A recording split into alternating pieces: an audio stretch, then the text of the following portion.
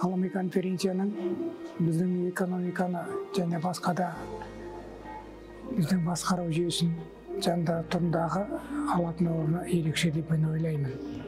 Енді біздің секцияға келетін болсақ, біріншіден экономиканы жаңа бағыты туралы, екінші мемлекеттік қызметтің жаңа форматы туралы екі секцияны да мен сонда қатысып, сонда негізгі баяндамаларды тыңдап, өзекті мәселелерді көтерілгендігін айта кеткім келіп отыр.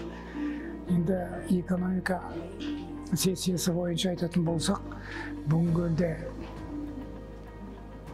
жаңа экономикалық саясатта іске асырудағы бүгінгі қаражат, бюджет саясатының, салықтық саясаттың және сол саясатты іске асыратын негізгі экономикалық инструменттерді талдау мәселесінде көптеген біздің магистранттар осы бағытта өздерінің ғылыми баяндамаларын жасады.